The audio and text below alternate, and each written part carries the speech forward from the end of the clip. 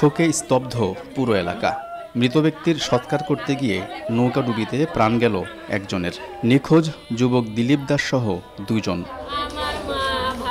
শনিবার সকাল 10টার দিকে রাজশাহীর গোদাগাড়ের প্রেমতলী এলাকায় সনাতন ধর্মের এক মৃত ব্যক্তির সৎকার করার উদ্দেশ্যে নৌকা দিয়ে নদী পার হচ্ছিলেন প্রায় ৩৫ থেকে ৪০ জন। মাঝ নদীতে পৌঁছালে প্রচণ্ড স্রোতের কবলে ডুবে যায় নৌকাটি।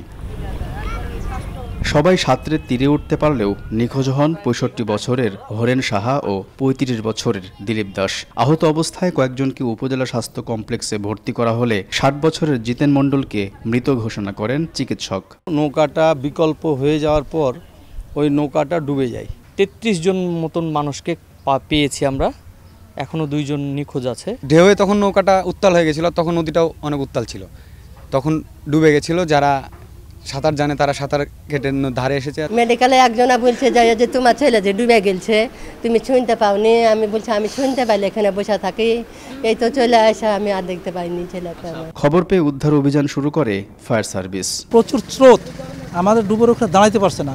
তারপর আমরা আপ্রাণ চেষ্টা করছি, আমরা যতক্ষণ পর্যন্ত দেখি আমরা চেষ্টা আমার কতটা সফল হতে পারি। এদিকে ঝিনাইদহ সদরের দৌগাছি গ্রামে খালে মাছ ধরতে যায় 7 বছর বয়সী আপন ও 5 বছর বয়সী ফুফাতো ভাই লামেম হোসেন। এক পর্যায়ে শিশু দুটি পানিতে ডুবে যায়। স্থানীয়রা তাদের উদ্ধার করে হাসপাতালে নিলে মৃত ঘোষণা করেন চিকিৎসক। আলতাফ হোসাইন, সময় সংবাদ।